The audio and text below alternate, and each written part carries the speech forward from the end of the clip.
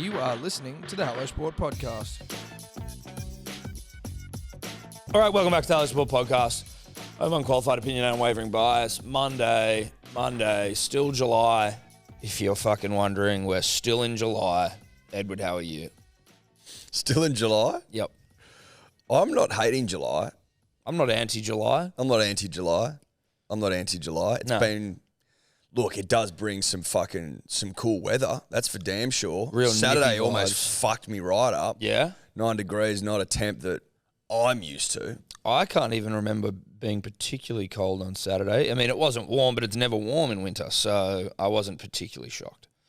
No, well, you know what I mean. It's just wet and damp and cold, but that's all right. That's what you get. I'm out of my wet, damp, cold house now, so I'm just in I'm in holiday mode. The park was wet and damp. Oh, okay. You know what I mean? Wet and damp, baby. Yeah. Wet and damp. But that's all right. That's okay. We're here on a Monday. Yep. After... I've had a great weekend. I had zero complaints about my weekend. No. Zero complaints. I just really balanced. I thoroughly enjoyed my weekend. It was like a nice, good, honest, and balanced is probably how I'd class mine as well. I had a balanced weekend. Mixture of family time, friendship time, hedonism, health.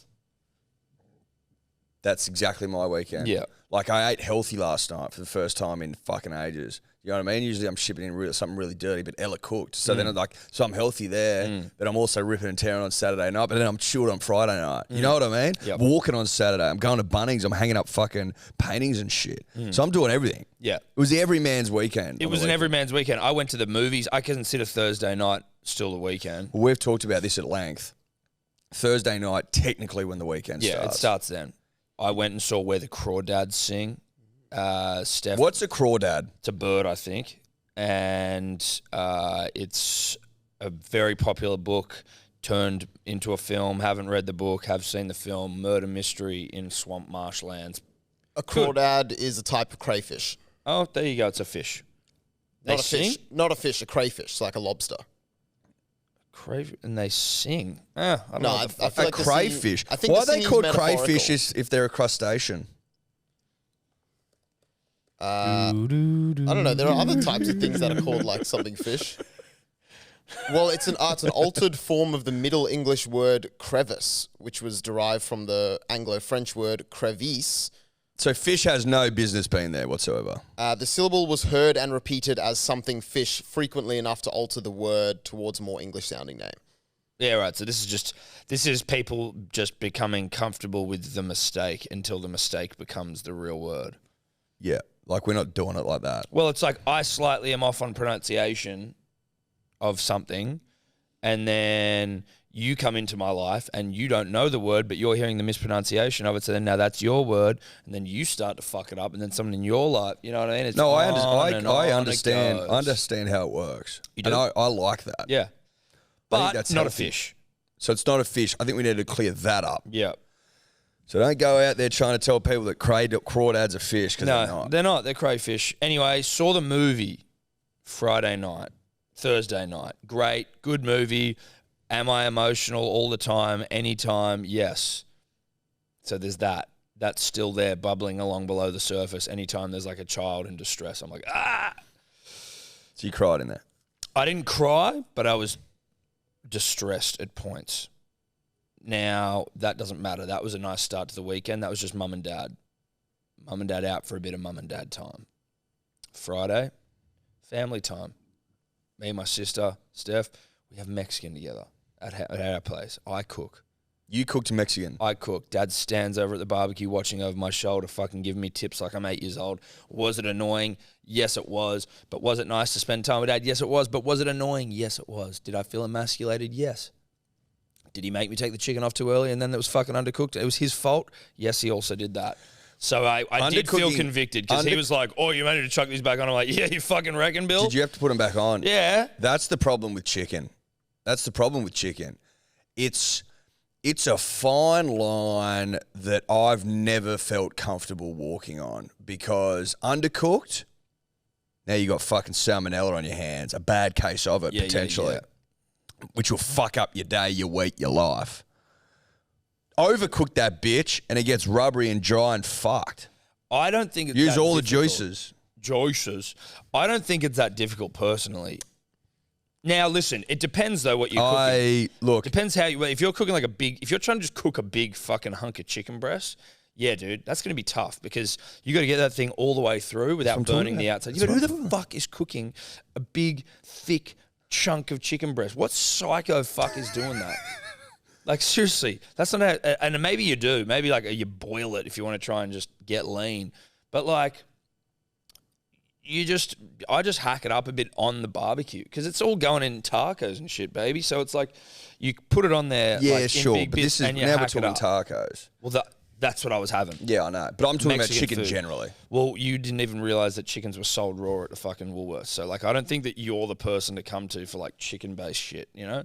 And that's no disrespect I eat a lot to of you. chicken. You eat a lot of chicken, but you don't know. You don't understand. I don't cook full. Do you know what a chickens. chicken is before it dies? Like, or do you just think it's chicken? What do you know? Like what it is? What is it? It's a bird. Yeah. you I didn't know that. Thought it was a fish. Exactly. Thought it was a fish. So you fucked the chicken. No, I didn't fuck the chicken. Well, it sounds like you did. no, Dad. You didn't think it was ready, and you're at your house cooking it, and you got bitched into taking it off. Yep. So I am certainly like I'd be liable if this was taken to court because I was involved in it. You're driving. I'm driving. But Dad is essentially on my shoulders. Dad may as well be sitting on my lap. Like I can't see the road. You know what I mean? He's going, no, go this way. And I'm like, okay, all right, okay, Dad. Yep, you flip that one now. Flip this one now. I'm like, Jesus fucking Christ, dude. All right, whatever. And then take him in, and then I'm just out there cleaning the barbie. And my sister comes out. He goes, oh, you're gonna need to do the thigh fillets again. They're a bit undercooked. I'm like, I fucking knew they were undercooked. Anyway, not a big deal. What'd you say? Did you have words? No, I didn't have words to Dad. What's the point? What's the fucking point? But I did say to my sister, I fucking knew they were undercooked. But Bill needed to be the Mr. Barbecue dad. And that's all right. I get it. I like it. You know, it's nice. But it's also annoying. The barbecue is Such a weird place. It is, dude. It's like a It's field a of dreams. weird place. It's weird because a lot of the time men feel like it's their duty and that no one can barbecue better than them. Even though people barbecue maybe once a month. Yeah. You know what I mean? In summer. Like, so you don't really have that many barbecuing runs on the board to be an expert. I'm not a barbecue expert at all. I'm far from it. And I don't think that would shock anyone. It does shock me. But it's also not that hard. Like, I'm not going to be able to whip up something like, wow, this man can play this barbecue like a concerto fucking violinist or pianist or whatever the fuck that is. I'm not able to play the barbecue like a violin. But I can play it. I can play the barbecue. I'm very early doors. But if I'm just like cooking chicken, You can pick it up and plug away. I can plug away.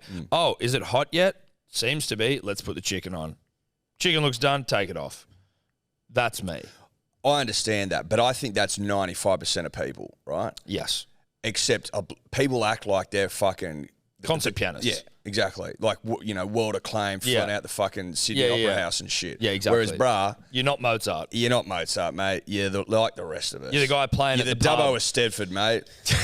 You're the Dubbo of Yeah, Stedford. exactly. Or you're just a dude who gets paid like maybe $50 to play piano at a bar somewhere on Thursday nights. It's hilarious as well because you've got Mr. Dubbo of Stedford over there who's just thrown the chicken on and it's undercooked, it's overcooked, doesn't matter. You sit down at the table, even if there's the most brilliant of sides, beautiful salads, you got a fucking beautiful cheesy cauliflower, you got a potato baked that won't quit. Generalizing here, cooked by the women, doesn't matter. It's all about how good that meat is. Yeah. That's what gets complimented. You live and die by the meat. You live and die by the meat. And so when I, tasked with barbecuing him, then told that it's undercooked, and I'm like, oh, is it undercooked? Well, this reflects poorly on me. It does. As the driver. But that's the problem, because when it's your old man, you kind of don't have much, you can't really go back on him in the sense that, like, I can go back, but, like, it's a fruitless exercise. You could just have a saddle wasn't cooked.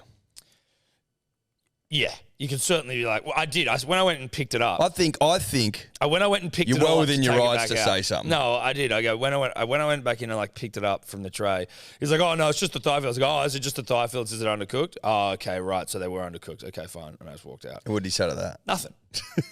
He just kept chopping up the chicken. Because I was also, when I was out there, I'm like, I like to hack it up a bit on the grill. You got your way. Because it allows a couple of things, Eddie, Dave, Tommy, Bunners, Dribbles. It allows you to see you're not going to fucking get salmonella for starters, right? Yep. Which is first cab off the rank. First cab off the rank. It helps it to cook a bit quicker because you're just sort of breaking up. And then rather than... It's like butterflying a sausage. Yes. Which I know might piss people off. It's the only way to eat a sometimes I don't sausage. have 40 minutes. Dude. Sometimes I don't have 40 minutes. Sausages are an absurdly slow meat to cook. I don't know what that skin's made out of, but it must be like Teflon or some shit. How does it take so long to cook? Is it density? It's got to be density. I mean, sure. You think that's an intestinal thing? I don't. Look, I couldn't speak with any confidence on any of it, to be honest. I'm not a Mozart here. No, but what I do know is you butterfly that bitch, cooking time goes down 500%. Dude, it's like in 5 minutes, in less than 5 minutes, you got a banger. If pan hot enough, banger's good to go inside 5. Inside 5. Easy. As opposed to like 30. I've seen them done with 3 or 4. Yeah. Now, the final note on the benefit of hacking chicken on a barbecue, for a Mexican context, is that you kind of do it's when you're putting it into your thing, it's not like perfectly chopped up bits of chicken. It's kind of a bit haggard and rustic and like, oh, look at this kind of shreddedy chicken vibe. So there's also an aesthetic to it that I think is pleasing when consuming It's got character. It's got character in the Mexican food context. That chicken's got character. Chicken's got a bit about it. Which is the highest praise you can give to a chef. A budding young chef. Dubbo chef. This chicken's got character. And how did it go down? No, it was good. It was good. Was compliments to the chef? No compliments given. None. None. Zero. Were you looking for him? No. Were you sitting there checking your watch going, Jesus? You know what? It was a communal effort to get the dinner on the table. So like someone was doing the... You did the meat. I did do the meat, but no one complimented anyone. So it wasn't, you know what I mean? Like they marinated the chicken. Big deal. So, and then, prepared all the other shit. So it was just more like, all right, we all did it. Thanks for dinner, everyone. Now, does it fucking burn a little bit? Yeah. Does. Didn't get any compliments from my cooking, but we did pan it all into the earth. It was all gone. So sometimes that's the best compliment you can ever get, is that all of the chicken was gone and we had to reheat extra tortillas because we were a piggish family. I don't think, Tom, in the fullness of my life, that I've ever experienced a situation where more tortillas weren't required. Yeah, there's never enough tortillas. Never. And I don't know what that's about. And my dad kept calling them flapjacks, and it was pissing me off. Flapjacks? It was pissing me off. He kept going, where we got any more of these flapjacks? I'm like, bro, what the fuck are you? You've never used that word in your life. What's a flapjack? It's like an American pancake or some shit. I'm like, flapjacks, Dad. What are we doing? No. You've lost the plot. Nah. They're not called flapjacks. We fucking Whoa. need to heat up more flapjacks. Wait, what? So I always thought a flapjack was a pancake. That's what I thought it was. Yeah, what it says here on Google, it says it's a baked bar cooked in a flat oven tin, cut into squares or rectangles, made from rolled oats, brown sugar. So and he couldn't have been golden syrup. further He from couldn't the have been truth. further from So what it's we- like almost like a little wheat bixy thing. It's a tortilla or it's a soft taco. Yep.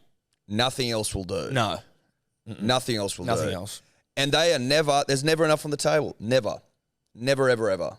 Now, I can appreciate that you might be under the impression that, listen, I don't want to take them all out there, heat them all up, because then the They ones get at the cold. bottom will get cold. I get that. That makes sense. No, yeah. Look, if you got a microwave, then you're pretty good to go. But also, I've done the math, and I've only got 2. If you You know what I mean? If you're making Mexican food and you've only catered for 2 tacos each, people have been put in the Hague for far less. Far less.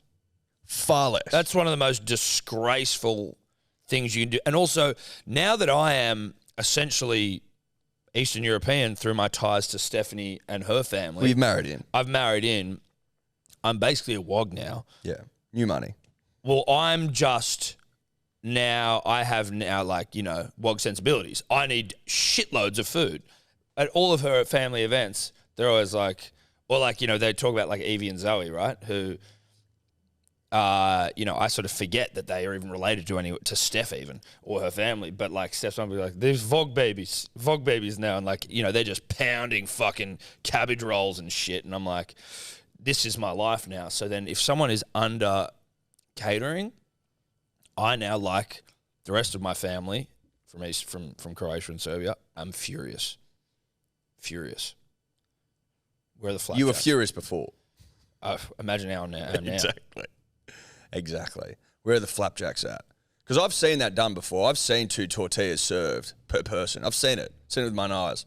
You know what else is fucking disgraceful? You know what else is the?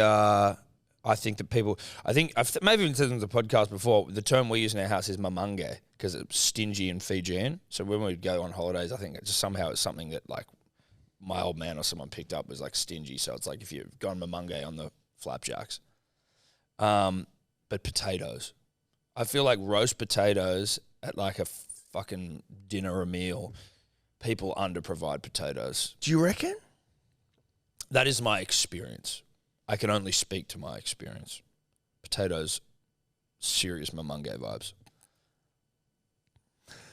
Not in my growing up, the potatoes were always good to go. Probably because they're the cheapest. You know what I mean? You just fucking roll those bitches out, get into it. But I understand what you're saying, and what we're saying, punters and dribblers, in a roundabout way, is don't go stingy on anything. Okay, just go overboard. Just go overboard. Go over the top. Yeah. Go over. Then you have leftovers, dude. What's better than leftovers? Nothing. Nothing's better than leftovers. Some things get fucking just as good cold. You know what I mean? Sausages cold. Yep. Bang. Tacos like the next day. Thank you. Pizza. Boom. It's all good stuff. It's not as good, but it's fucking edible, bruh. Oh, no, it's good enough. In terms of like I don't have to prepare anything. Here's something I prepared earlier. Yeah, it's a little cold, but fuck it. Yeah, but fuck it. You had that shit for breakfast. Yep. Gorgeous. Anyway, that was Friday night. Saturday night, I went to a house party, a good old-fashioned house party. Haven't been to a house party for... Yonks, dude. Yonks. This was like a combined birthday party with a few people. Of varying ages from like 28 to 32-ish. So just like this window. 33. I'm 33. Yeah, I'm older than all of them. I was basically the fucking weird... I was like, they all thought I was a cop. But it was fucking heaving. Chicks like dance floor tits out on the tables and everything. I was like, God damn. Me and Steph were like mum and dad out and about on the town having a good time. We got sloppy together, went out and had Maccas afterwards. It was like, holy shit, I haven't done this for far too long. Had a great time. Great time. I got come on by a random dribbler in the middle of the dance floor. And Steph was like, who the fuck was that? I'm like, dunno, just a dribbler. And it was before the party was pumping. So like the dance floor was pretty sparse, not really many people on there. And I was sort of coming through the living room dance floor to the balcony. And I've just been, come on! And I was like, holy fuck. Steph was like, did you just get come on in the dance? I was like, yes, I did. Shout out to that guy, Tom. Love Good that. fella. Love that. Yeah. Good for you, buddy. So yeah, house parties, dude. Nice, mate. Yeah. Proud of you, bro. Yeah. Finding the old groove, mate. Yeah. Just in time for the weekend. Yeah. I'm proud of you, mate. Thank you so much. And how you feeling now? You feeling good? Did you rip and tear? Go home early. Oh, I mean, I was home about like 12:30. I mean, it wasn't. I'm still a parent, but I can't go too hard. I mean, come on, buddy. I can't be out of control. That was wild enough. And I mean, would it have been nice to rip? You know what? It probably wouldn't have been to rip any harder than we did. It was like, okay, I woke up on Sunday not feeling the worst. It was like we just got to I got to dip my toe back into house party life and then get the fuck out. Good for you, mate. Yeah. Proud of you, bro. What'd you do? Mate, flopped on Friday night. Thursday night, can't remember. Oh, my sister came over. Shout out to my sister. Got Japanese. Just Cool. Fucking Yeah. really crazy stuff. Friday chilled. Saturday was just been fucking Mr. Handy, bro. You know what I mean? Hanging photos and shit. Hanging fucking artworks. Yeah, right. Had to go to Bunnings twice. Wow. Got these little fucking D-ring things. And then they snapped as soon as I like put some fucking weight on it. Like, So not handy. 20 kilos advertised. Is that the things that stick onto the wall? No, you got to drill them because these paintings we got they weren't hung, like they didn't have the wire and shit on them already. You buy this thing from Bunnings and it's fucking advertised 15, 20 kilos. This thing does not weigh 20 kilos. Pull the wire up, bim, D-rings fucking snap. Had to go back and get like 45 kilo ones. Did you get Pissed a refund? me off because it wasn't. I didn't want to go up to the exchange desk, wait in line with fucking 15 other punters to get $4 back. No. No. You know what I mean? Well, it's not worth the $4 to wait. People do though. Yeah, I know. I'm People do. Like people you play golf with who I see get 10 golf balls out of the dollar bin and they'll walk around the bush for 45 minutes looking for their ball. I'm like, motherfucker, drop another one. Yeah. You can have one of mine, you stingy cunt. Mamunga. Pissed me off. Anyway, so I'm not going to line up for $4 D-rings. I'm just not going to do it. No. They might not even be called D-rings. Doesn't matter. And Mamunga might not even mean stingy in Fijian, so let's just know that. Know that we don't know what we're talking about, but we are as advertised. Now, went to the Wallabies is what I did.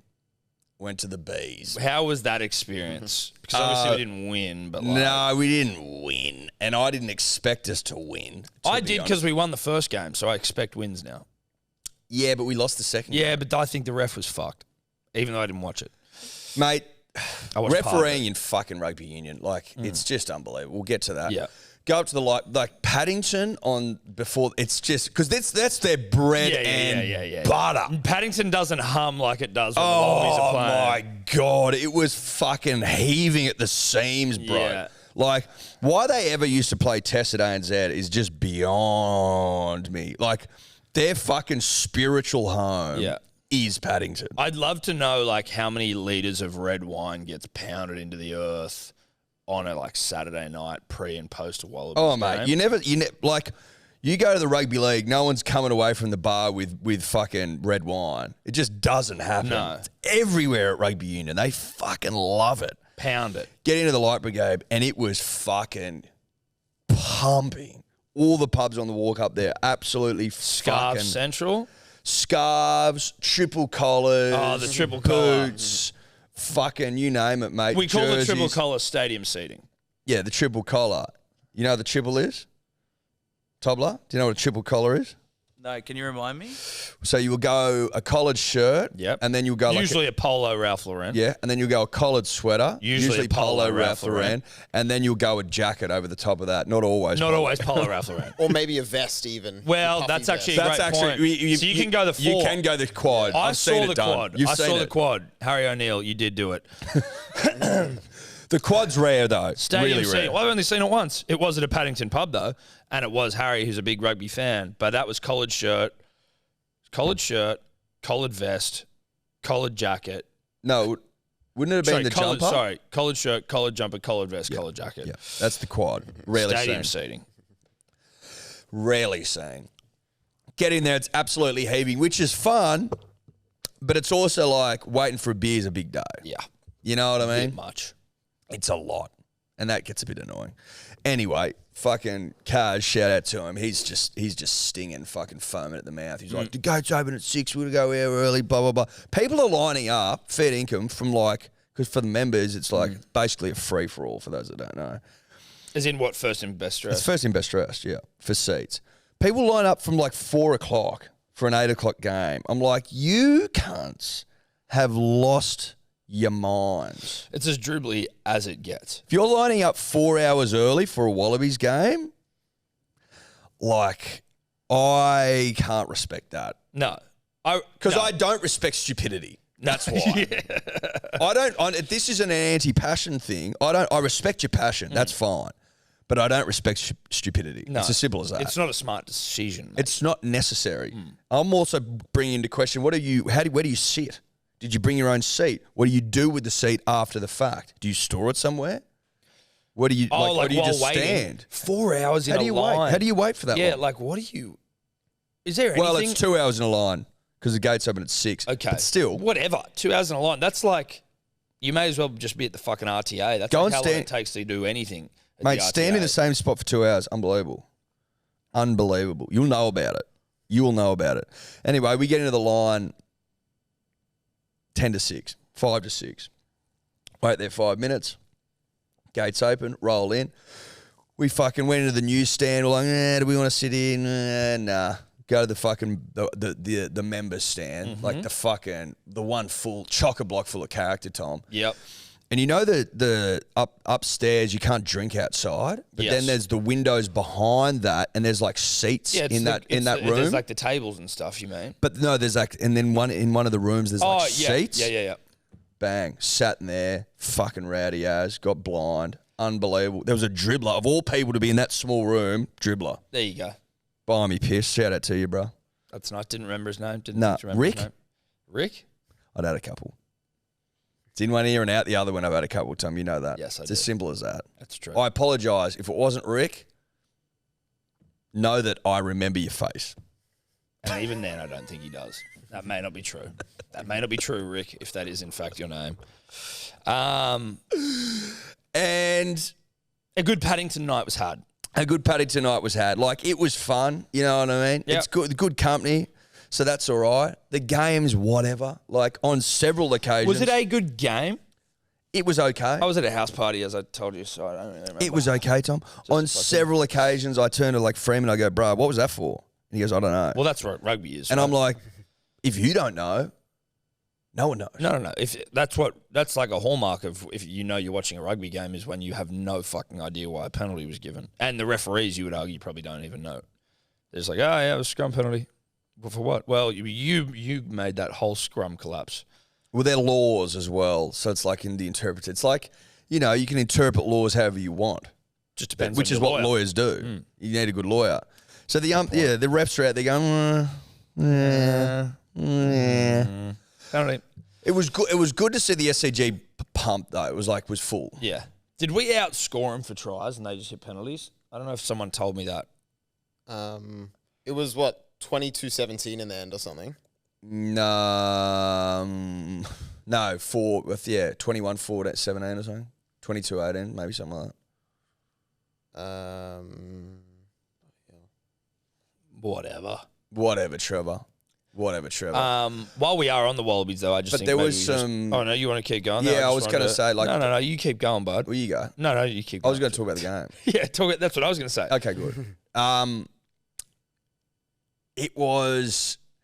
Put it this way. It was two 2 tries each. Some of the passing I saw wouldn't have looked out of place in Div 3 Oztag. That's all I'm saying. Not even Div 2. Div 3. Div 3. There was Div 3 all about some of that passing. Really? Oh, yeah. Shit show stuff. Really shit show stuff. Oh, I would like to say as well, Reece Hodges' cadence live, even more perplexing. Really? The cadence king. Yeah, well, he's not the cadence king, clearly, but he's a long stride guy. The longest stride. He'd have the longest stride in world rugby. Which is It's just not even so close. unnecessary. No. His stride's out of control. It's not even close. He needs to he needs to shorten the stride, quicken the cadence. We've been saying it for a long time. He's got to get a shuffle going. Yeah. Well, if he's going long distance, he's shuffling, Eddie. We don't know because, I mean, I think that I'd almost prefer a shuffle than what he's got going on. It's unruly. Gangly shit. well, maybe we need to put it to the cadence king, Roger Fabry, at some point. Imagine what Roger could do with Reece Hodge. He could turn him into quite the footballer. Into a sub-10? I reckon he could run a sub-10, sub-11, a punter's 10. There's no way he's breaking 10 now. Couldn't possibly. Sub-12's a punter's He's got a fucking boot on him, though. I'll give him that. he can kick. Oh, he can kick. Kick and kick. Kick and kick. Kick, kick. I just wanted to talk about, firstly, the gentleman who made his way onto the roof. Was he pissing on two fans? Or just pissing and people got it on video? It looks to me, if I'm running an eye over the zoomed-in footage, it looks like he's filming shit, but then he's gone, fuck, I need to piss. He just whips the old boy out and just pisses into the gutter. That's what I thought. Someone on Channel 9, I think on the news, was like a guy urinating on fans. I'm like, No. I don't think he was pissing on people. I don't think so. He's just a man that got lost and found his way onto the roof. And they want to find him. Like, is it his fault that he found his way onto the roof? He should have just sat there and enjoyed the game. That's you know what I mean? Like, why he chose to piss right in the corner of that thing is just... Well, maybe he was trying to enjoy the game, but when you got to go, you got to go. Yeah, but you could just walk to the back of the area and just sort of find somewhere a little bit more subtle to hang a piss. It's not like you were invisible up there, bro. He was He was up there for quite a while, I've been led to believe. I don't know for sure. He must have gone up the stairs. Like, you can see a door at the back. Just walked up there. Yeah, just walked up. To check the AC. They're like the AC units and shit up there. So he's walked up and fucking walked to the front. Bit of fucking... Makes me nervous. Same, seeing him like that close to the Makes edge. my hands clammy. Yep. I don't have a stomach for that sort of thing. Very off-putting. Sorry, I'm just going to photo of salmon swimming upstream. Just the whole concept of that is ridiculous. It's absurd. Like, why make fucking life so difficult? Reverse engineer it. Start upstream. Dude, swim downstream. Swimming upstream just seems counterintuitive. But also, it's not like you're swimming. The photo we're looking at, punters and dribblers, and the photos that they show you in the docos and the footage is not swimming upstream. It's like jumping up cliffs. And shit. These bastards are swimming up a waterfall. They're up waterfall, which looks really tough. And then bears will just be waiting up there. Just yoink. Exactly. That's the problem. The bears just wait at the waterfalls and go, thank you, thank you. Anyway, Wallabies fans, probably the winners of the whole game generally, in the sense of like coverage. So we had the boy on the roof pissing onto people, getting the slug out. But then we had two gentlemen basically having a crack at Eddie Jones. One thing's for sure, Eddie, like, fucking talk shit to Eddie Jones at your own peril. Or at least make sure that Eddie Jones has his 24/7 handler walking around with him, because Eddie loves to turn around and be like, what the fuck did you say? The fuck did you say? Well, this guy's like, hold me back, hold me back. It was pretty funny. Pretty fun. It's fucking hilarious. He obviously has... It obviously affects him. It obviously affects him. Yeah. Because you don't act like that. It sounds like, you're a fucking traitor. It's like, yeah, fuck, whatever. Like, I'm coaching England. But technically, also, in a joking sense, he is, but it's a joke. Also, it's a bit of an insight into how it must conflict him. It would conflict you, dude. Because imagine if you coached the English cricket team, I'd be like, oh God, every time they beat Australia, I'd be like, yeah. Technically, by the letter of the law, Eddie, you are a traitor. But like, no one really like, because it doesn't boil people's piss. Well, no, but also it's like, it's a business now. It's not like, it's a business, so it's like, you're not a fucking traitor. It's not like it's war times, but like, someone can call you that, and it's like, listen, the first guy who said it, who shit his pants. Oh my God, he got so weak. And then the second time he says it, he's basically whispering it. He Ben Crate it and goes, you're a traitor. You're a traitor. What was that? What was that? And he's like, and he just walks away, like steps back. But I think there's one more he goes, you're a traitor. Yeah, like he whispers one out there like, fucking pathetic. That was unfortunate for that. I was seeing the video going, I'm like, and obviously we posted it, but I'm like, God, that would be... I would turn around to my mate going, delete that. Delete that fucking video. Do not send that to the boys. Or delete that immediately, because that does not show me in a good light. Then the second guy, he goes a bit harder, but you can't see him. No. I mean, if you're going to be a prick, that's a better way to do it. And obviously we're not here encouraging shit talking. But I'm also like, it wasn't that bad. Like it wasn't like I heard some people saying it was abuse. I just think it's more like abuse. Like that's what sport is. Yeah, that's just like, that's what you're paying your ticket for. Yeah, exactly. That's the price of admission. Being able to tell the coach he's a traitor. Yeah, Eddie takes it to the aggression level. Like, Eddie doesn't like it. That's okay. I get that Eddie doesn't like being spoken to like that. But, like, what's Eddie going to do? Like, is Eddie... I don't know. Maybe Eddie's a fucking animal. I don't know. He seems like... Is Eddie going to punch on? Yeah. Is he going to punch on, or is it just like... Oh, I think it's highly unlikely. Yeah. But also, he's got a handler there, because maybe he's thrown before and they've covered it up. Imagine if the handler wasn't there. It would have been interesting to see what Eddie would have done had he not... Could you imagine if there was footage of Eddie getting in a fucking punch on with a fan? I tell you what... That would be... so special. I didn't see who the second fan was. Both videos available on Hello Sports Instagram.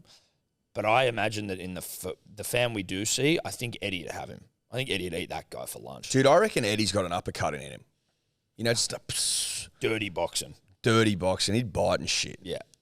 You know, well, to get where he's got the tippy top of world sport, you got to be a dirty bastard. 100%. You got to be killed. You got to kill or be killed. Yeah. Like, put it this way. People saying that it's abuse, could you imagine if, just walk this out with me, a New South Wales coach Queensland, the fucking abuse that you would get would be biblical. Yeah. But it's like it's all part of it, right? It's all part of it. It's all part of it. Yeah, it's a business. Yeah, it's all money. But like You are an Australian coaching so England. technically you're a traitor. That's the reality of it. Technically, By the letter of the law. you're a traitor. And there's what? We didn't come up with the rules. I didn't Listen. come up with the rules.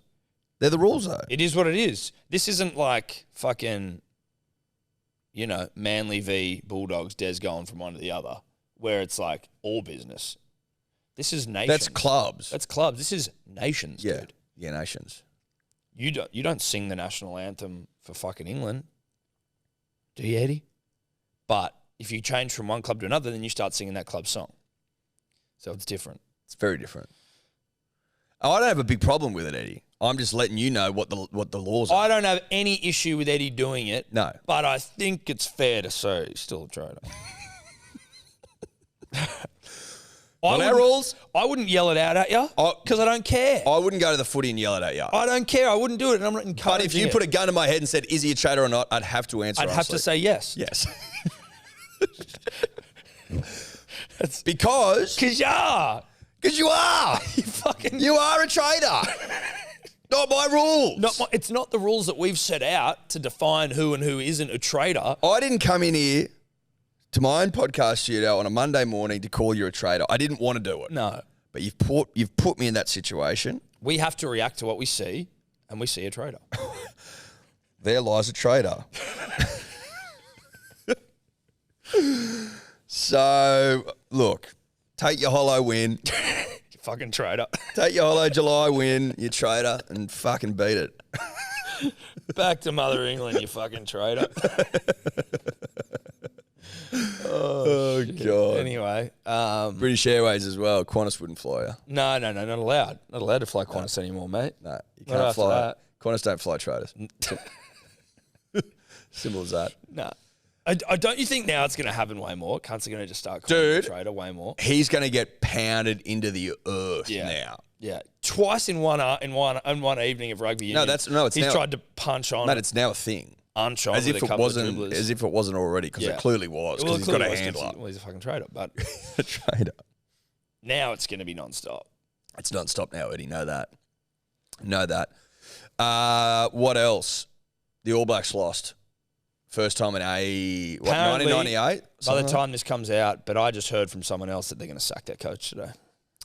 I was told, I'm parroting fucking rugby union information that I was told because I wouldn't know otherwise, that he was the assistant to Hansen, and apparently the ABs is like real boys club shit. No one thought he was up to it. The Crusaders coach should have got it, the one that dances and shit. Yeah. But the boys club prevailed. They've got this guy in there who's an assistant at best, picking the wrong side, coaching the wrong way. Yeah. The AB's getting dusted at home. Bruh. It's all... look, the betting, I'm pretty sure France are favourite for the World Cup now next year in their own country. But know this, as if I needed to remind people from the north, but I will anyway. You don't get World Cups. No. You lost on a technicality in 2003 because the heavens opened and the rains poured. Dry trait, you lose. That's considered fact. So I'm prepared, Tom, to put an asterisk next to 2003. I know that you would too. Yeah. In which case, the North has won no World Cups. Well, hasn't England won two? No. No, they haven't. Did South Africa beat them? Yes. Yeah, right. In the one where there was no try scored, which was the... South Africa's beat them twice. No, they beat them in 2007. Who'd they verse last? I think They versed England in 2019. And South Africa did, and then they also in 2011. So England's been to 3 World Cup finals, won one of them.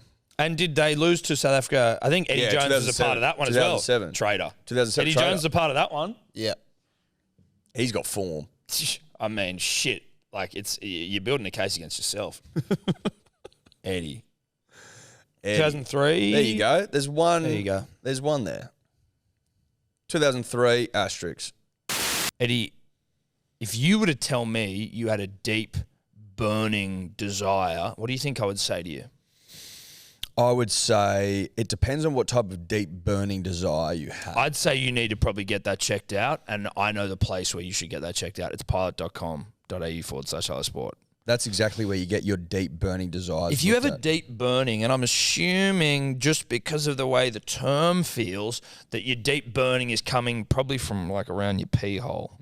Look, there's a difference. If it's a metaphorical deep burning, play on. But if you've got a physical deep burning desire, In your pee hole? you got to go to pilot.com.au/. You may not want to walk into an analog doctor where they're right in front of you and have to go, hey, doc, could you please have a look at this flaming hot dick of mine? Exactly. I mean, it may be some sort of sexual disease. It may also be kidney stones. Who knows? It might be a urinary tract infection. Exactly. You know who knows? Doc knows. Yeah. Doc at pilot.com.au/hello sport. Now, the promo code Dribblers is going to get your first doctor's consultation for free. So you're going to be able to go to a doc and say, excuse me, doctor, I have a flaming hot dick. It's not all dick-related medical things, but it is male health. Yes. So if you do not have a penis, that is going to unfortunately rule you out here. Don't cancel me. If you go to pilot.com.au, promo code Dribblers, first doctor's consult for free, right? We've said that. But the doctor that you're going to be typing away with online is going to be able to help you out and discreetly send medicine to your door to help with that flaming hot cock of yours. Get rid of the deep burning, keep the desire with pilot.com.au/hello sport. Promo code Dribbles. Anyway, Ed, bit of sport, I guess, eh? Bit of sport, bruh. Bit of fucking sport, bruh.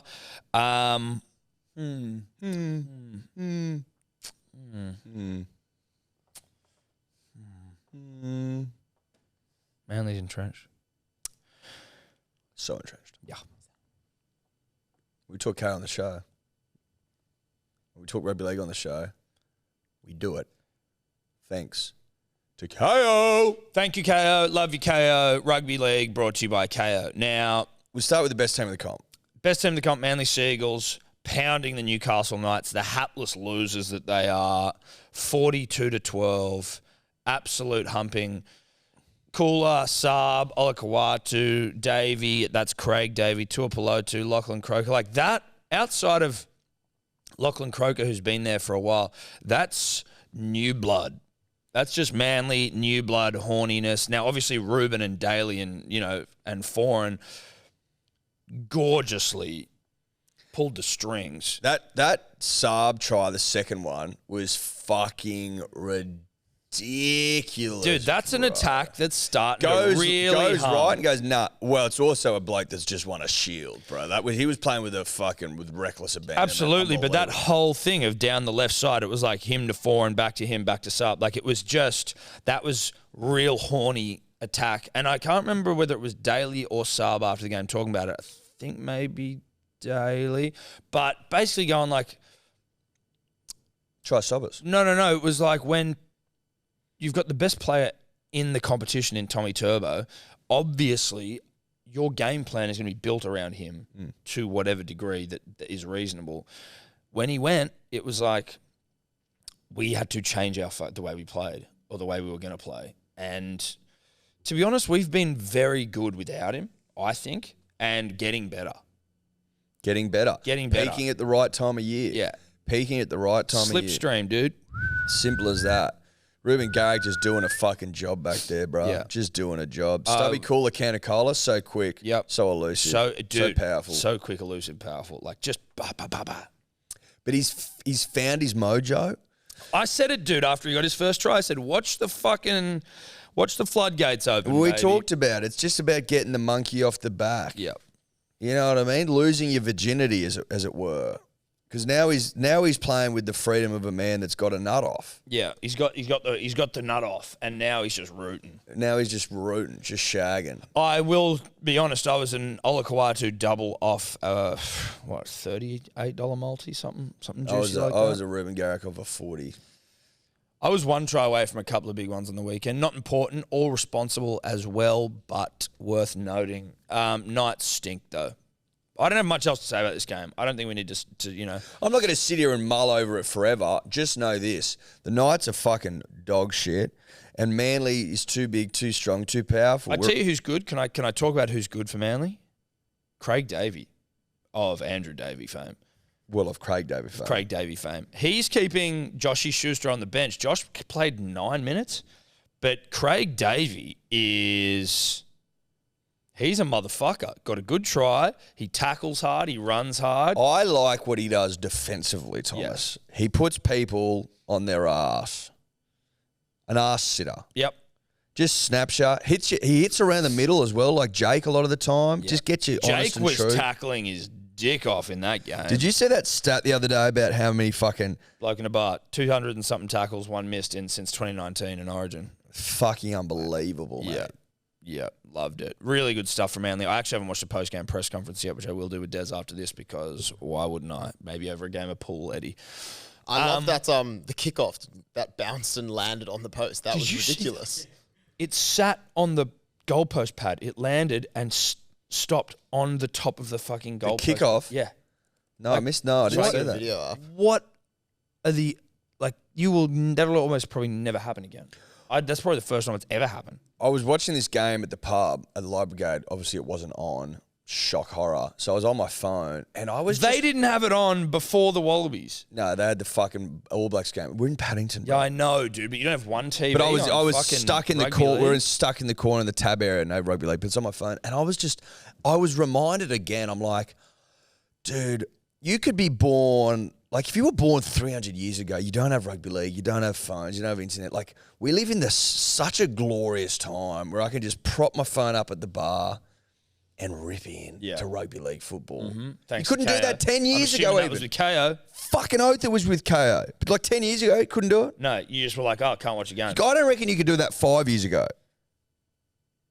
Yeah. On your phone. Yeah. I don't think you could. Probably. You're probably right. I am right. I am right. Look at this. They had to pick it off the fucking... Show me again. What are the chances? What are the chances of that? Got to be slim.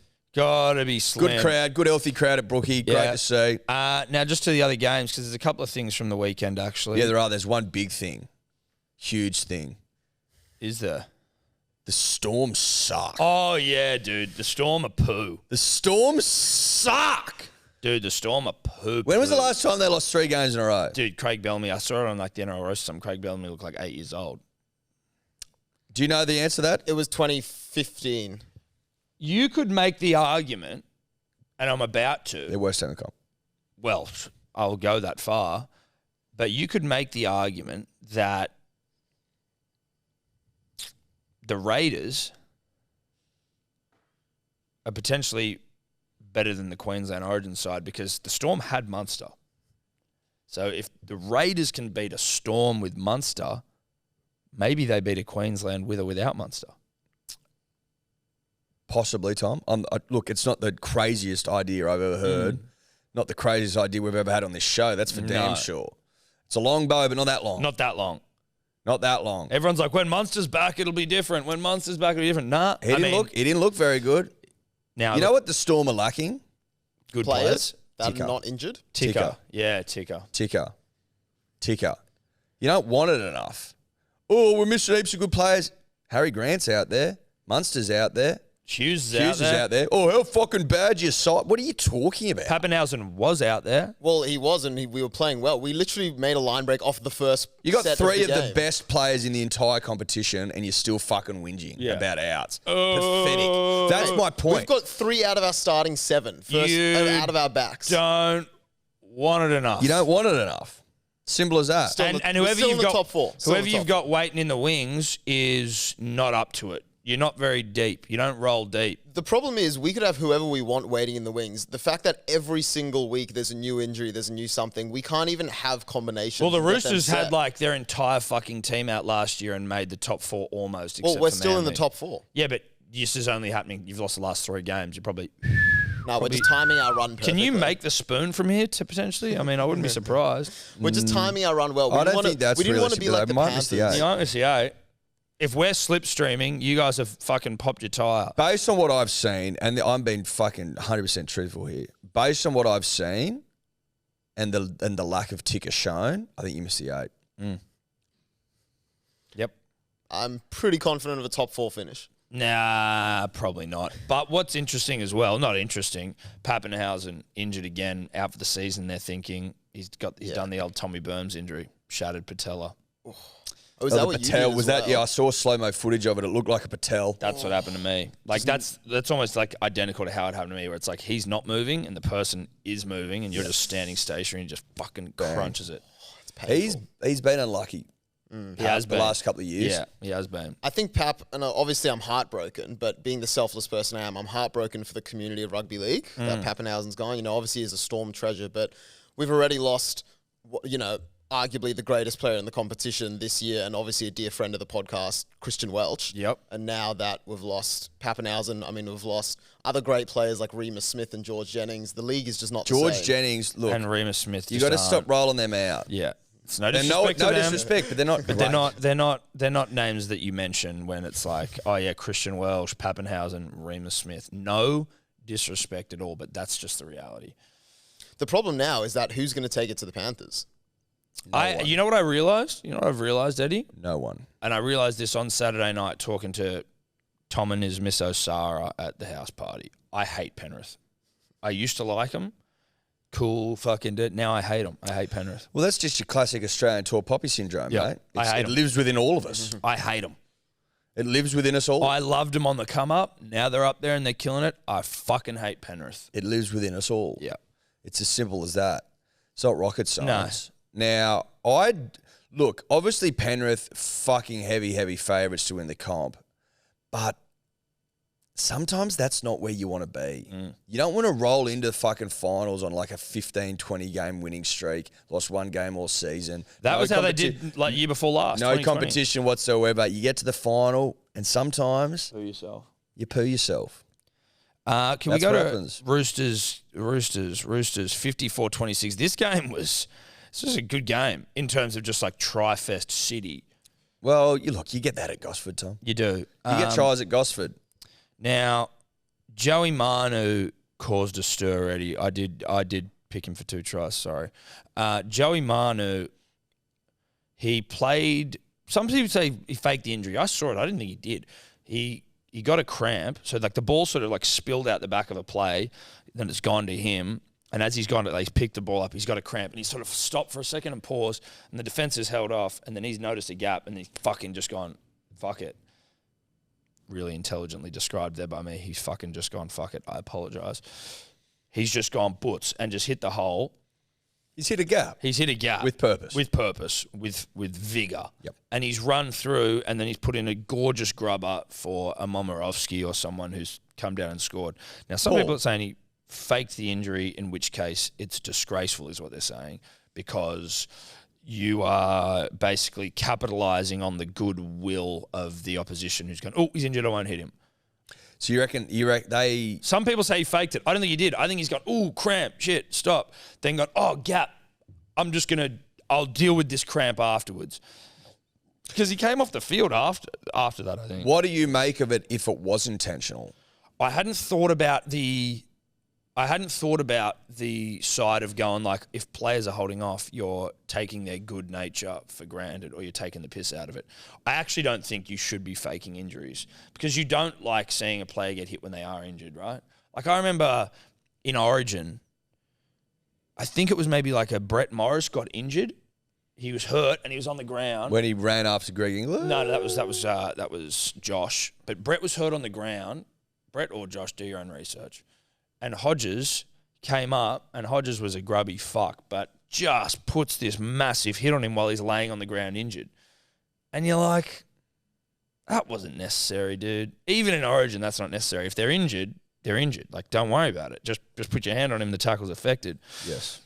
Put your finger on him. Yeah. So if the Manu one was fake, whilst I respect the gameplay, if it was against Manly, I'd be fuming. But I think it was legitimate. And I think he just sort of, in the moment, oh, cramp, don't, just go, opportunity. He's a footballer. He ain't a centre. We know that. An Eton centre. The problem, look, if you believe that he was injured, which I'm happy to go with, when you've got an out-and-out footballer and they see a gap, they will take it. It's like bulls to red flags and shit, you know what I mean?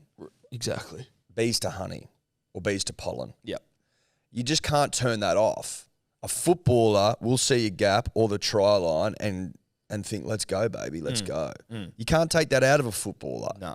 Even if they are injured. Something sparks in their brain and they're off. And that's what you've seen out of Joey Mano, who is a footballer and looks good with the 6 on. Looks good with the 6 on. Dude, he looks very good. Like he's wasted at centre.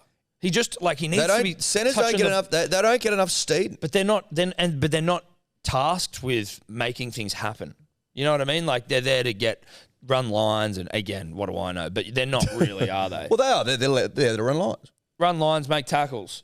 Whereas Joey Manu needs to be on the ball. He needs to be on the ball. More touches. Touches up. When you I don't know what they do because he was great at 5'8". Is there any more? Does Kiri go? Is there any more news out of Camp Kiri? Apparently, they're saying he's back this week. Interesting. So what does Joey go to? I hear some people saying Tedesco should move to wing or centre, and you put Joey in the back. Okay. Yeah, that makes sense. yeah. Tedesco at centre. And then you've got The Australian fullback. You've got bloody Suali, who has got a shitload of flower about him, minus the homophobic rhetoric. Oh, it is early in his career. Who knows? But he leapt for his try. Well, he had a mid-air rendezvous with the football. He's terrific in the air. Absolutely terrific in the air. Just reeks of fucking you could be the best player in the comp, doesn't he? Yeah, not far off. You know what I mean? How old is he now? 19? 19. That's not young, far away bro. from You're best still player a in the comp. kid. Yeah, still a pup. You're still a pup. 27? He's still 18.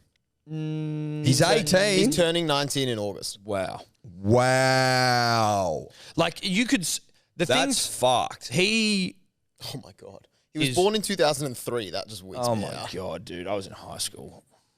He was born in 2003. I was in year 7. 7, yeah. I Fucking hell. like I don't think it's out of order to say that he's close to the best winger in the comp. Just in terms of the things he can do, how dangerous he is. Like he seems to be more skilled than he's got like the aerial prowess of Tupou, but he's also like more skilled and better in defense and like, you know, well, you know what they takes said. tough carries. You know what they said about him coming up? Oh, he's what next big thing? Well, no, arguably the most prodigious talent all time. Ooh, and he's starting to thicken, bro. And he's good looking. That's what good judges said, Tom. Yeah, well. And you know how much we, You and I respect a good judge. No, we love a good judge. All rise for good judges. Got a couple injuries, though. Poor old Billy Smith. Fuck, he can't catch a break, Billy.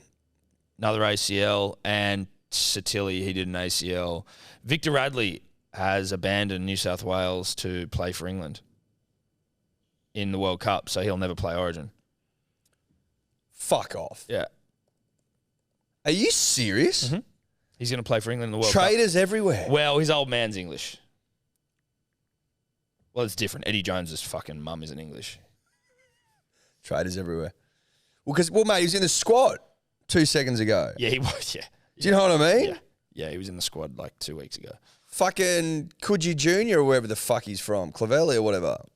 Yep. But his old man is No, I English. understand that. I get that. That's, it's fine. But you were in the New South Wales squad mere moments ago. What, 9 days ago? Yeah. So there's that. He's playing in a world. Look, I won't get into it.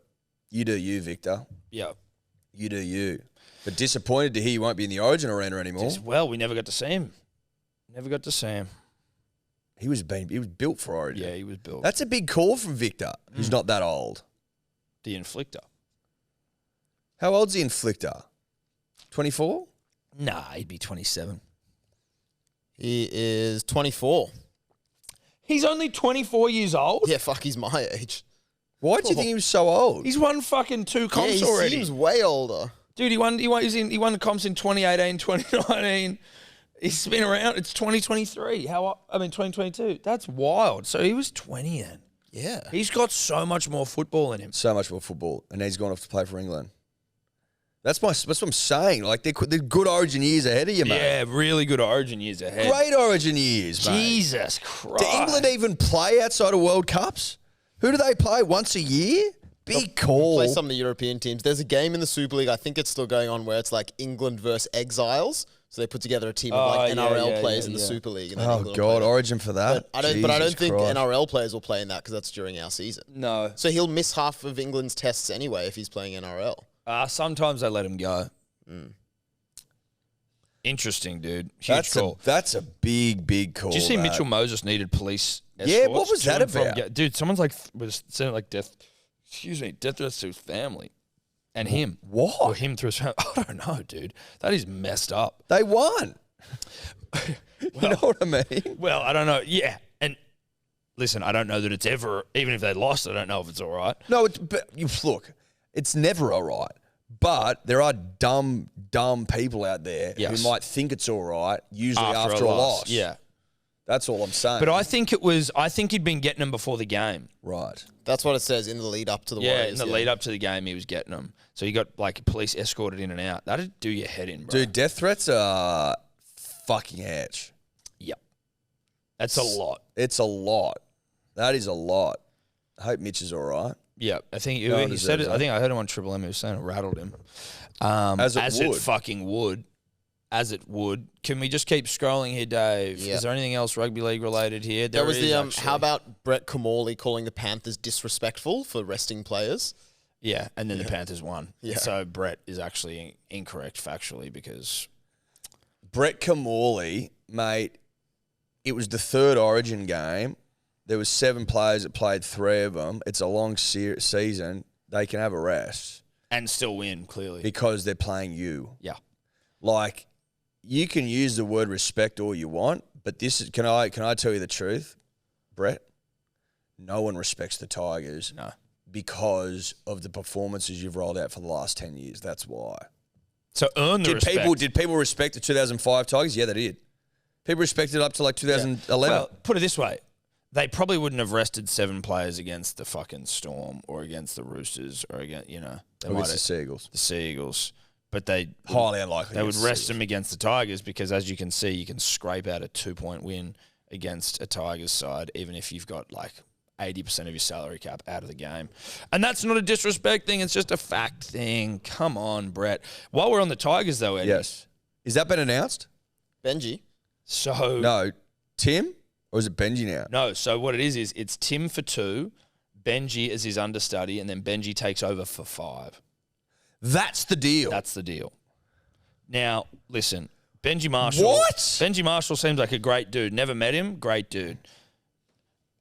The Tigers are the most ridiculous sporting organisation in the country. Like, they have lost the plot. Like, this has to be. I'm sorry. That's the worst deal I've ever heard in my If life. it works, great. Like, I don't want anything but for Benji to be an absolute. I love Benji, right? Like, I'd love for him to kill it. But this isn't anti-Benji rhetoric. This This is is just- Benji's never coached in his life. never rhetoric. coached in his life. And if you read Weidler in the who blocked us on Twitter, unblock us please, Danny. He said in the Herald yesterday that even after the sort of like the Benji deal was sort of not announced but announced, they made like one last minute second attempt at Serraldo, being like, please, what about this? And he's like, no. How So they long? went, all right, let's give Benji, of 0 games coached in his entire career, fame, a 5-year deal. How 5 how long was Craig Fitzgibbon at the Roosters, for example, as an assistant coach? years. 5? 5 years? More than that. I Probably reckon. longer? Dude, I reckon more than that. He was in the fucking, I think he was Well, yeah, doing because he was running the waters like yeah, almost like as right soon as after he they, like, I think a retired. lot of those sort of players, once they retire, go straight into those sort of roles. Like, I think your Brett Morrises and stuff would be doing those sorts of things now. Yeah. When did he retire? We assume after that he started, you know what I mean? So you can look at that. He retired at the end of 2011. Bruh, that's 11 years. Like, in what fucking world do you give what if after 2 years he shows no promise whatsoever? Well, they sack another coach, Eddie. And then you've got a 5-year deal that you got to pay out. Or, you know, if things go relatively well, you get to the start of his 5-year coaching career, or coaching deal rather, And he's only got 2 years under the belt. 2. That's... Geez, yeah, understudying, you mean? 2 years is not enough for anything. Bennett was like he's been coaching a lot longer than... Bennett's like sort of inferring that he's always been a coach sort of vibe. Right. So he was like coaching when he was fucking playing sort of thing. Yeah, but I mean like, sure. Okay. Sure. Look, again, this isn't anti-Benji. This is more like that's a big fucking deal for someone that hasn't coached any football whatsoever. This organisation is ridiculous. It just takes the piss at every corner. I don't understand how the fuck this is the play. You have Tim Sheens, who's meant to come in and help Madge Maguire, sacks Madge Maguire, and then is meant to find a new coach, hires himself. And then gives it to his old mate. Gives it to Benji and Robbie. I think Robbie going to be assistant? Yeah, he's going to be assistant. They sacked all 3 of those guys. They sacked Sheens after a year after he made the finals. They didn't even give Benji a farewell. They sacked Benji. They sacked Robbie. Now they're bringing them all back. Is this a sorry? Like, you know what I mean? Sorry the way we treated you at the back end. Who did they didn't even have the courtesy to sit down with Benji, did they? When they was that Robbie? He heard about it in the news. That's right. They didn't even sit him down. Benji Marshall, your favourite son. You couldn't even pick up the phone. Unbelievable. Are you telling me that on the entire planet, there isn't a coach, a NRL first grade ready-made coach ready to fucking go? Are you It convinces me that Shane Flanagan almost like no one wants to work with him. No one wants to work with Shane Flanagan, clearly. If your solution to the West Tigers mess is Tim Sheens of sack 10 years ago fame into a couple of old favourite sons who haven't coached a game between them, clearly Shane Flanagan is not on anyone's hit list. And then you've got Noddy sitting there going, oh, no one respects us. It's like, what? Of course they don't, Noddy. It's not on you either. Everyone respects you, Noddy. No one respects the Tigers. I'd like to be in there in the board meetings seeing how these things are thrashed out. Like, I thought a lot of the power resided with Wests, as in Wests Lee's Club out in Campbelltown, wherever the fuck it is. But a lot of these decisions feel very Balmainy to me. They do feel Balmainy. Don't you reckon? No, they feel Balmainy. It feels Balmainy, but I don't know whether that's correct or not. It could be incorrect. But this is a vibe but thing. It feels Balmainy. It feels Balmainy. Yeah. I don't know who has the voting rights. I don't know what the board makeup looks like. Well, I don't know. It seems like they're actually just like, because Balmain now we know is just a gentrified place where, you know, people wear berets and shit, right? So it's not really a rugby league heartland anymore, but it seems like that maybe they've just got some guy down at the local cafe in Balmain to make these decisions. Mate, we've said this a million times, and I'm going to say it a million times over until it happens, and it won't. You need to get rid of the Tigers element, the Balmain element. You go, thanks for your services. You've gone the way of the Bears, and you shift the whole thing out to West. Maggies. The fastest growing population in Australia, rugby league heartland, fucking massive. Lean into it, baby. Play all your games. Is a fucking proud. I don't know if it's necessarily indigenous to Australia, but it's a proud Australian bird. I think it's indigenous. The magpie. Australian magpie. Very, very proud bird, Tom. Has a lot about it. I respect the magpie. I respect the magpie. Tiger has nothing to do with Australia. Get the magpie back. Get the magpie We've back. been here. We've done it. That's exactly right. And the fact that you leave your dilapidated leagues club as one of the great eyesores all time of Victoria Road says all I need to know. It caught fire. Of course it did. Catches fire all the time, apparently. There's people fucking living in there. There's communities of cunts in there. It's unbelievable. It's just like, you know, you see those like piles of tyres in like some impoverished nation. Yes. It's like, oh shit, there's fire in the tyre. And it's just always on. It's always burning. Was that a Simpsons thing? No, it's a Simpsons thing. Yeah, but surely it's borrowed from the real world. Yeah. You'd I think. feel like a tyre pile did catch fire in like India or something recently. Of course, that's a not even a generalization. That's a me trying to recall something in my brain. But yeah, Tigers shit show. Shit show. Like that's just an incredible, incredible shit show. Out of respect for Benji, Yeah. I want him to do well. I want him to do well. I really do. I'd love to sit here in 7 years' time going, fucking hell, how about that Benji Marshall? But I got a bad feeling about it. I got a bad feeling about it. I hope I'm wrong, but I do. We are pro Benji though. Pro Benji. Also don't have anything against Tim Sheens. Don't have anything against Sheensy. Pro Benji. But, you know, at the end of the day, I am pro Benji. Even Joel Kane, the famous Joel Kane, who said he's mates with Benji, and he was like, I don't fucking get it. I love Benji, want Benji to do well, don't get it. Shane Flanagan, back to Shane, of built a fucking club from nothing and won the comp fame, must be disliked. Must be something. I mean, it must be something. Because if you're choosing... Now, maybe Shane doesn't want to go to the Tigers, but if you're choosing a Benji Marshall who's never coached a game of football in his life instead of Shane, must be something. I wonder who the Dogs get. Watch them get Ciraldo. Yeah. Watch Phil just... Well, no, I think Cam actually signed an extension with the Panthers. Oh, he did? Okay. Yeah. I believe so. But would that shock you? Maybe he's got a get-out clause, though, if he gets an offer. So maybe the Dogs haven't even offered him anything yet. Who knows? If you believe Phil, he hasn't offered shit. Who bloody knows? Is there anything else rugby league? Let me just quickly consult the old notes I got here. Well, did you hear Joey Johns responding to the Origin criticism? What did he say? Well, he basically was just talking about how talking about, so I think on NRL 360, Kenty and Buzz were saying that the New South Wales don't have as much passion for the jersey as Queenslanders do. And Joey was just like, fucking going, you've never stepped foot on a field. No one comes out and names the people who say it, though, but he's just like, you've never stepped foot on a field. You wouldn't survive out here. You wouldn't have a clue. He sounded like he was getting emotional.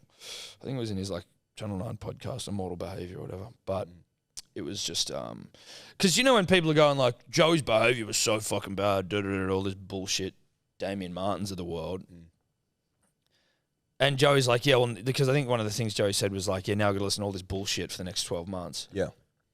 And then everyone's going, what's he talking about? Why is he so fucking... It's like he's literally talking about the shit that 2 days later he's talking to. Like, oh, New South Wales don't have any passion.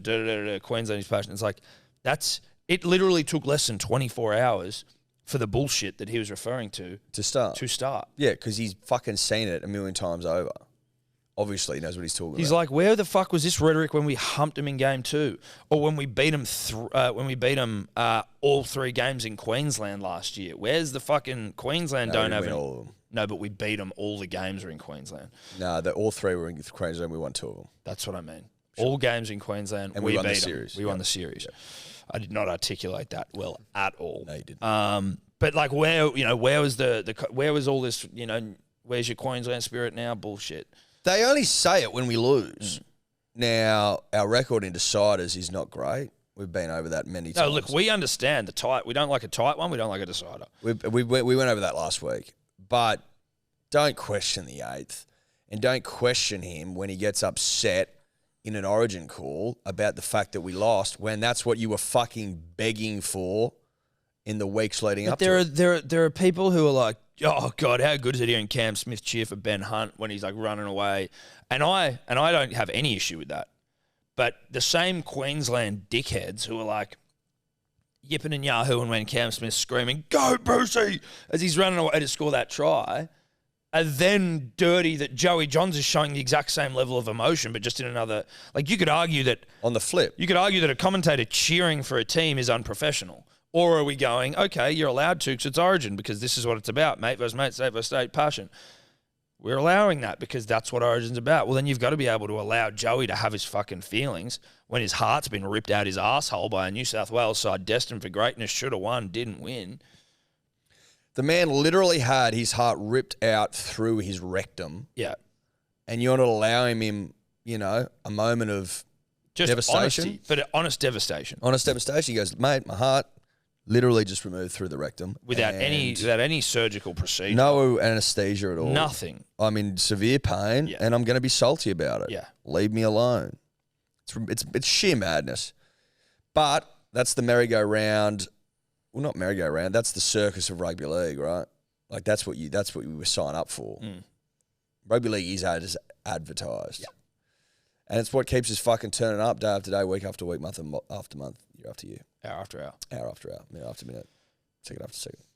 That's rugby league. Thanks to Kaya. Thanks, Joe. Tom. Cam Smith, buddy. Tom. Cam Smith, buddy. Cameron Smith, not the Queenslander, not that loser, even though I think he maybe is from Queensland. He is a Queenslander, but we're not talking about that. one. We're talking about Cameron Smith, the golfer of mullet fame, Of Mo fame, of golfing god fame, of British Open champion fame. Of 5 birdies in a row on the back nine fame. Shot an 8 under 64. He yipped out on Saturday, Tom, moving day. Yes. At the majors. That was nerve-wracking. He yipped out. He's got a bit of yip in him. He does. Or he did. He now has officially complemented that yip with a bit of Yahoo. Yeah. And that's how you get W's in majors, baby. 64, final day. Said, fuck you, Rory McIlroy. Back to the drawing board, bruh. Yeah, another one for you to rue, Rosa. And gleefully on him for about even. So is Sebo. Bootsed him. Nice. Boots. Nice. But just good to see him get the monkey off the back, as it were. Mate, Australia's fucking, Kyrgios bees dick away from a Wimbledon triumph. Obviously, beat dick, I use that word loosely, but, he was there and thereabouts. He won the first set. Bro, it was a bee's dick. Bees dick. He's in a Wimbledon final. That's a bee's dick. And now we're winning the fucking British Open, baby, the Open Championship. Now he's got it off his back as well. Well, he probably just the floodgates open, I see. Jack Robinson won the fucking WSL. Did that multi get up? No, we lost Thank by a God. leg. I didn't get on it. You didn't get on? No, I forgot. Okay. So thank Christ. But he won at J Bay, so Aussies out there doing it. Aussies are doing it. Jack Robinson's a dear friend. He is a dear friend. But back to Cam. That boy can play fucking golf, bro. That mullet. You just like seeing a mullet on the world stage, a mullet that can, a mullet that shall. Yeah. A mullet that does. Yep. I like seeing it. I like him representing us. He's our champion, Tom. Mm-hmm. He's our champion. Mm-hmm. So well done, buddy. Well done, Cam. Respect. We were due another claret. Yeah, we needed it, dude. How long's it been? Was it First time since 93, Greg Norman. Oof. Adam Scott famously yipped out in one of the great yips all time. What did he end up coming? He was playing well. He was 3 or 4 over or something, and then came back in. And he was like well under. Yeah, Adam Scott. He was tied 15th at 10 under. Not bad. I think Adam Scott, if I remember, was it Phil Mickelson won? Maybe. He blew like a 4-stroke lead on the back nine, something like that. Love that. Anyway, we don't. That's golf. That is golf. That's exactly golf. No, that's golf. Blowing leads. Shout out to Leighton Hewitt as well. Inducted into the Tennis Hall of Fame. International Tennis Hall of Fame. That's right. Leighton, the father of the come on. Yep. He's the father of the come on. Youngest world number 1 ever in the men. 13 singles titles, 2 majors, 2 Davis Cups. Sounds like we were both listening to 2GB on the way in. I knew that anyway. No, I like Leighton a lot. I like him. He's my cup of tea. Yep. He's my cup of tea. Leighton, if you're listening, we'd love to sit down and have a yarn, bro. Love you to come on the podcast. Would you like to come on? Love you to come on the podcast. Would you come on the podcast? That'd be really nice. Would you come on the podcast? Leighton? Really nice.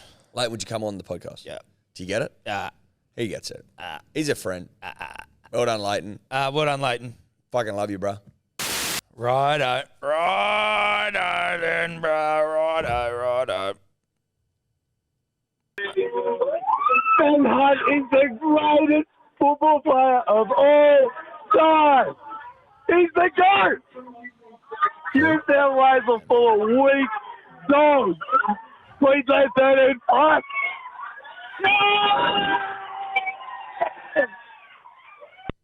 I mean, that sounds like some Queenslanders having a good time. Licks. It's funny, right? It's Monday. What are we, like 5 days from Origin? 4 or 5? It feels like 6 months ago. Mate, my focus is on Manly now. My focus on the Seagulls and the Seagulls doing well and just things, channeling all my energy towards Manly success. So I'm a bit like, fuck it. We said earlier that I was worried. I said earlier that I was worried about Penrith winning that many games going to the finals. Like, I think that, I think there's a chance they get bested. Yeah. I think that club's Manly. Yeah, I do as well. And that's got nothing to do with the fact that they're my favourite team. No. That's completely unbiased opinion. Yeah. I'm just running an eye over things. Yep. Calling it as you see it. Yeah, no. That's a Manly look like they might win the comp, but yeah, look, Origin was tough last week, and we are still technically in the mourning period, 6 days. But I'm feeling as good today as I've felt since we lost. So all just really Manly based for me. You just need a good guys. weekend. That's it, and then you're fine. Honest weekend on the tequila and the blokes. Yai, yai, yippee, yippee, yai. Yai, yai, yippee, yippee, yai. Yai, yai, yippee. Yai, yai, yippee. Yai, yai, yippee, yippee, yai. Licking to death, Dave.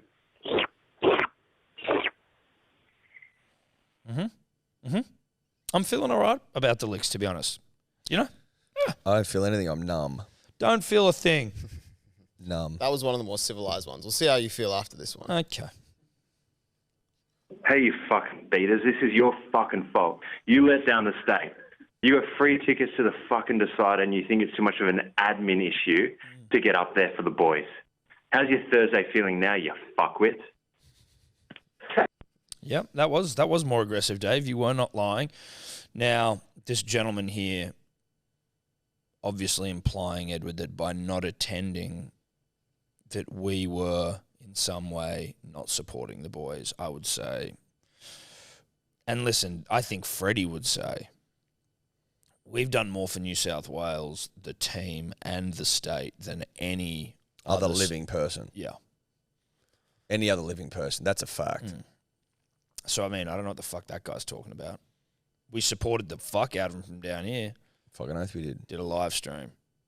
That's support. Yeah. We represented all New South Wales fans when we forced Tobler to cut the stream as soon as we lost. No one wants to see anything beyond that. We did.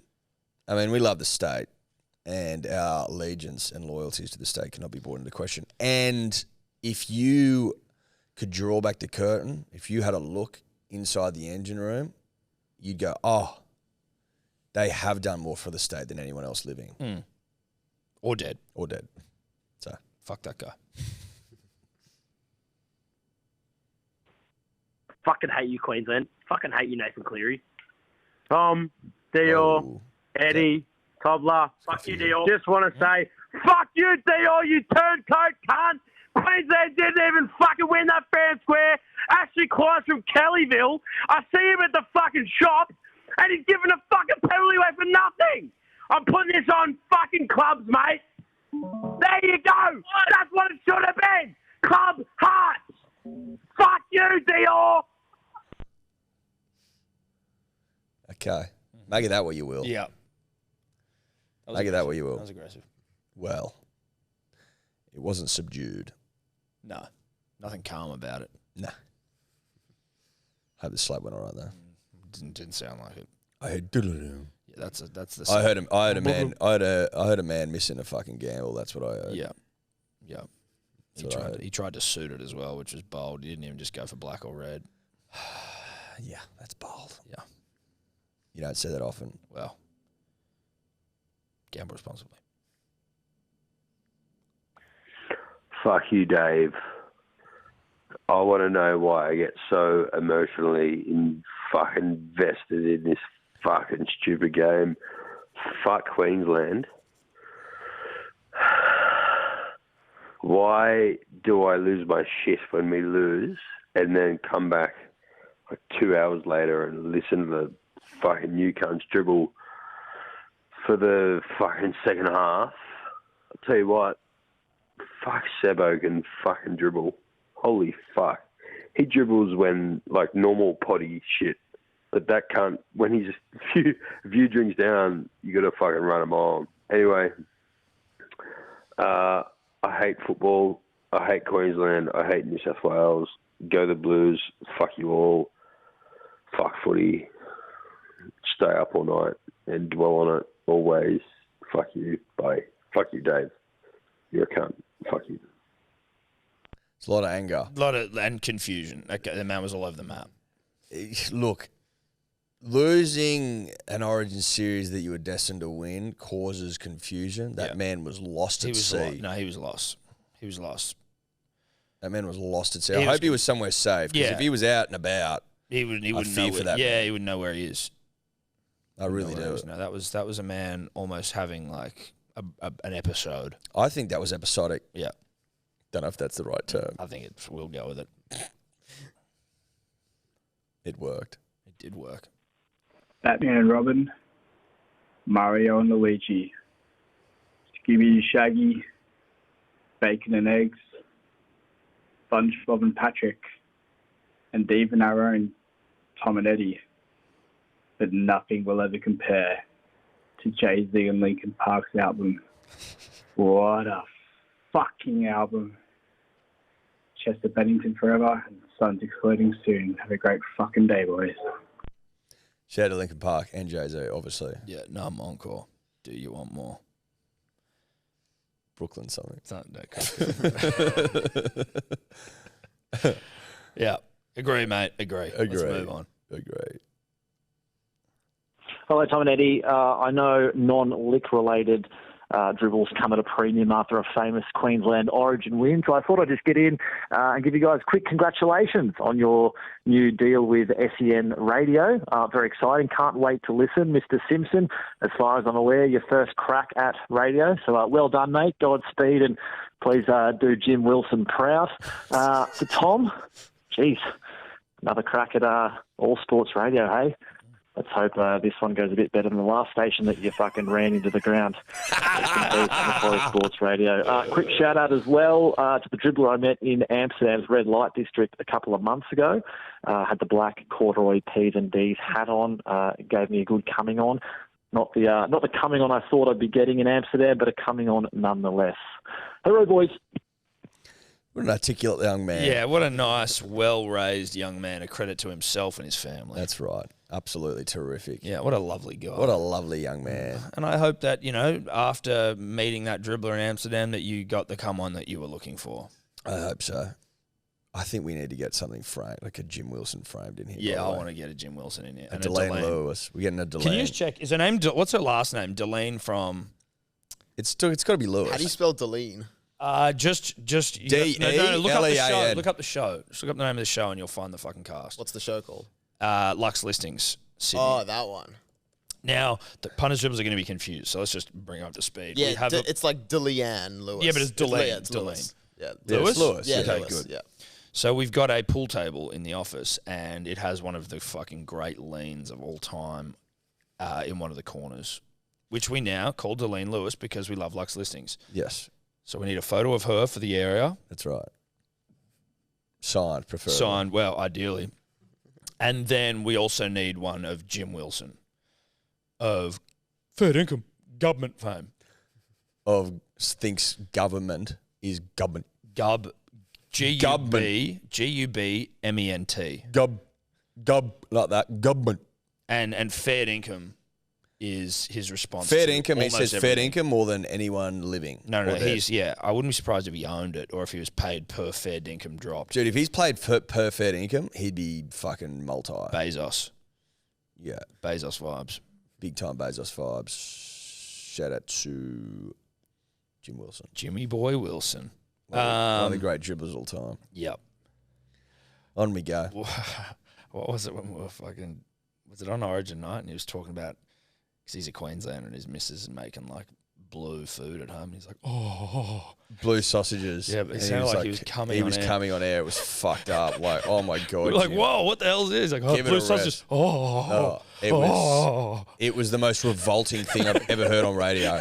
Swear to God, it was fucked. I was drawn out as well. I'm like, oh my. It was drawn out for too long. If you were eating, you would have thrown up. Yeah. I pity people eating that moment.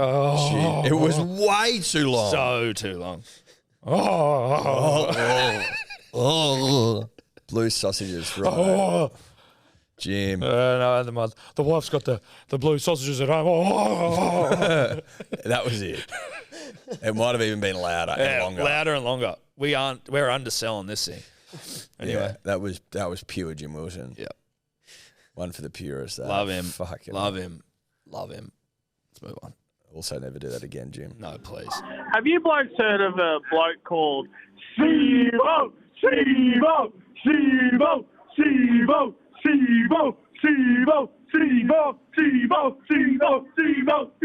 Hey! Steve-O? Steve-O! Yeah, Sevo, not Stevo. He scored a fucking good try, and he also set one up. He was a gun. He was a gun on the weekend, but the Eels, in unsurprising fashion, looked a little shaky against the Warriors. Shock horror. Tell you what, this is one thing that was boiling my urine on the weekend. I think it was on Fox League, YKO, punters and dribblers. After the Eels beat the Warriors, their post-show yarn, like, you know, in they're back in the bloody studio, was like, oh, yeah, the Eels, like, season back on track, like, da-da-da. I'm like, they beat the Tigers and the Warriors in back-to-back weeks. Like, how is that back on track? Like, they should have humped both those sides, and they just beat, I'm pretty sure they just beat the Tigers, and then they beat the Warriors by less than, it was maybe 10 points. Yeah, Warriors was 10 points, Tigers was 8 points. And Eels have pretty much been untouched by Origin, besides Junior Paulo. Yeah, and, like, injuries have been pretty good, Yeah. like... See, that's not back on track. No, it's not. They're two shit sides. No disrespect to Brett Molly. But, like, anyway, whatever. That just annoyed me. But shout out to Stevo. He was looking horny. And shout out to Steve-O as well. And to Stevo. I And think it's 9 years sober. Or maybe 11. more than that. And to Jim Wilson. Oh. No, not 11. You reckon? I saw something the other day. Oh, did you? Oh, that's cool, man. Yeah. Bit of a Stevo guy, huh? I don't mind Steve-O. I don't mind Stevo. I don't mind Steve-O. Don't mind him. I don't mind him. Oh. G'day, Tom, Eddie. You're a massive fan of the show. Really enjoy Ed's dream bet through the week on Jake Trbojevic to score New South Wales to win. Trbojevic. Just thought I'd touch base and say, keep fucking dreaming. You New South losers don't get Rugby League, and you never will. Benny Hunt with the charge down. The 50. He's at the 40. The 30. Yo is chasing, but he won't get there. Benny Hunt scores and wins the decider for Queensland. Take your fucking licks, you dogs. Cop that. All right, mate. Look, you started off so well. Yeah, it started off with, like, just on a high, and then it... You started off so well. I was actually giggling with people on the weekend, being like, the ridiculousness of last try scorer markets getting fucking pulled because I had a dream is unbelievable. Yeah. Yeah, ridiculous. And all the betting agencies running, like, just now, all, like, everyone else, like, oh, just hit this button and you've got Eddie's dream bet. Yeah. You could BYO that on bookies that will not be named. International, like, New Zealand betting agencies had your dream bet. Yep. Ridiculous. Someone on the weekend goes, there's no way that was his fucking dream. I'm like, what are you talking about? That was his dream. I'm telling you it was his dream. Why would I? What do you mean? Why would you? It's the dumbest thing of all time. It's a dream. What, you don't have dreams about rugby league? Fuck, I do. Well, not really, but I did. Let's move on. Last one. Great. And then we feast. Boys, it's the DMC Dribblers here. Yeah. We're in Bali having a fucking sick time. And anyway, the dance floor's fucking loose. It's fucking good. Guess who walks on? A Pom. Can you spot him? Fucking oath you can. He's by far the shittiest dancer on the dance floor. I've never seen anyone move so shit. No wonder they've lost the fucking Ashes. Yeah, fucking hell. It's disgraceful. Horrible. The Poms there to release the hips. Maybe if they release the hips, they'll release the fucking tons. Anyway, boys, Benji Marshall, Dally M Coach of the Year 2025. Love you, cunts. Bye. Freddie, we trust. Good to hear the boys thinking of us when they're in Bali, ripping and tearing. On the dance floor. Like, you know what we need to do? We've come up on a Bali nightclub dance floor. You know what we need to do while we're on a dance floor in Bali? We need to call Tom and Eddie. I bet my last dollar in Kuta as well. Yeah, you know what we need to do while we're on the dance floor in Kuta is just a quick call into the dribbler hotline just to say g'day, check in, let them know there's a Pom out here who can't dance. And let them know that Benji Marshall is going to win Dally M Coach of the Year in 2025. Yeah. That's what it's all about. That's what the dribbler hotline's all about. I will say, I think that I can pick a Pom by and large, like... Can I ask you this? Just on the street, I go, that guy's a Pom. Can you pick a Pom better than you can pick a toupee? No. Because you can pick a toupee. I can pick a toupee. I pick toupees better than I pick poms, but I can do both. Okay. Toupee first. Passed on by my old man. Yep. He's passed that skill on to me. Was he taught that from his old man? I don't know whether he was, but he can pick a toupee from he picked a toupee once from like 200 meters away. It was a guy who was fucking lollipop guy. He's like, dude, have a go at this coming up. And I was like, what? Sure enough, that fucking thing was toupee beyond belief. Looked like a dead cat on his head. So he certainly passed it on to me. I don't know where he got that from. I don't know whether that was a learned skill or whether his old boy taught it to him. It's quite a skill. I'll be passing it on to my children. You best believe that. You best believe. But the ability to pick a pom, outside of the fact that they are in a summer climate, sunburnt beyond belief, that's not the. There's just something you can just see. Yeah, if they're not red, then there's a bit about the way they dress. They love wearing those rubber cores bracelets, you know, where it's like the Ride to Live fucking Armstrong things. There's like these weird things. Take the Live Strong band off, mate. Yeah, we get it, dude. Rubber cores bracelets. We get it. Relax. They're you can tell. You can tell. Anyway, I don't know what it is exactly. It's a vibe. It's just a vibe thing. It's an energy. It's when you see something enough, you don't, it's almost like intuition. You see it enough, something's off, something you notice, something there. It's that, okay, you're a pom. It's an energy. Yeah.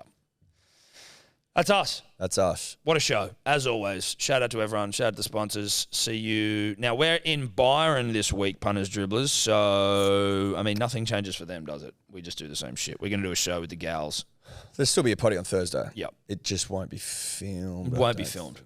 So, your YouTube dick riders, you're going to have to dig deep. We'll just upload the audio to YouTube, but you won't be watching anything, so that will it'll be what it is. Anyway, that's us. Bye-bye. Bye. Could you two just not talk anymore?